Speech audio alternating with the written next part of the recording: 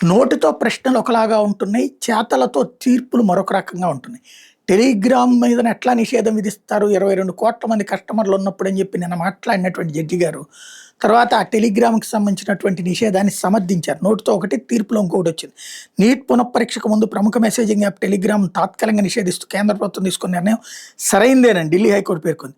ఈ కేసులో ప్రభుత్వం చట్టపరంగానే వ్యవహరించిందని, ఇన్ఫర్మేషన్ టెక్నాలజీ చట్టంలో సెక్షన్ 69A ప్రకారం ఈ మెసేజింగ్ యాప్ నిషేధించే సంపూర్ణ అధికారం ప్రభుత్వానికి ఉందని శుక్రవారం వెలువరించిన 39 పేజీల తీర్పులో జస్టిస్ తేజస్ కరియా స్పష్టం చేశారు.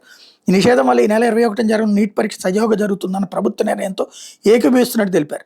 నిషేధంపై ప్రభుత్వ నిర్ణయాన్ని సవాల్ చేస్తూ టెలిగ్రామ్ యాప్ వేసిన పిటిషన్ కొట్టేశారు. సెక్షన్ 69A ప్రకారం దేశ భద్రతను, సార్వభౌమత్వాన్ని, సమగ్రతను కాపాడడానికి కంప్యూటర్, ఇంటర్నెట్ తదితర పరీక్ష ఎలక్ట్రానిక్ మాధ్యమాల నుంచి వెలువడే ఏ సమాచారాన్ని అడ్డుకునే అధికారం ప్రభుత్వానికి ఉంది అని తీర్పులో జస్టిస్ కరియా పేర్కొన్నారు. నీట్ పరీక్షకు సంబంధించిన తప్పుడు సమాచారం టెలిగ్రామ్ ఛానల్ ద్వారా వ్యాప్తి చెందుతుందన్న కేంద్ర వాదంతో సంతృప్తి చెందినట్టు చెప్పారు. నీట్ పునఃపరీక్ష నేపథ్యంలో ఈ నెల 22 వరకు టెలిగ్రామ్ యాప్పై, ఈ నెల 30 వరకు ఆ ఛానల్ మెసేజింగ్ ఎడిటింగ్ యాప్పై కేంద్రం తాత్కాలిక నిషేధం విధించినటువంటి నేపథ్యంలో ఈ తీర్పు వచ్చింది.